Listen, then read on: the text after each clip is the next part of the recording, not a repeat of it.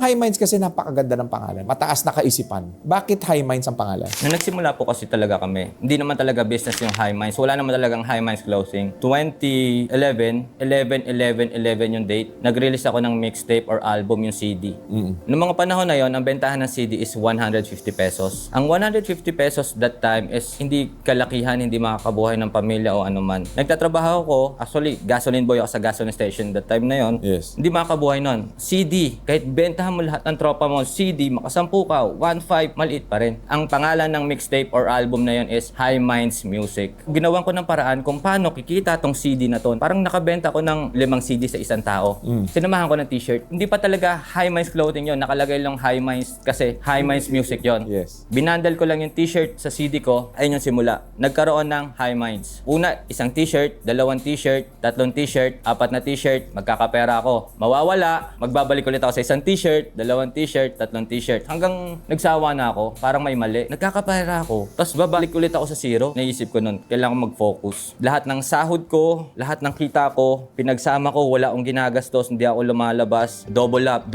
Hindi ko na napapansin na, hindi ko na kailangan tong day job ko. May mga kaibigan na tayo na nagkakaroon ng trabaho. Okay, sige, isip muna ako. Pagalitan ako ng magulang ko pag nag-resign ako. Pero hindi, nag-resign talaga ako. Binuksan ko yung una kong shop. Saan yung una mong shop, boss? Sa Makati, maliit na pwesto lang yon. Ang upa lang nun, 8,000 peso. Simula nung pagka-resign ko, ako lang talaga nagbabantay. So from gasoline boy to business owner. Hindi naman, nagtrabaho rin kasi ako ng BPO, sabay yun. Call center ka 3 beses. Opo. So binuksan mo sa Makati, gano'ng kaliit yung store mo, boss? Pag pumasok ang 5 tao, masikip na. Nakita nila welcome, tapos pagpasok nila, come again.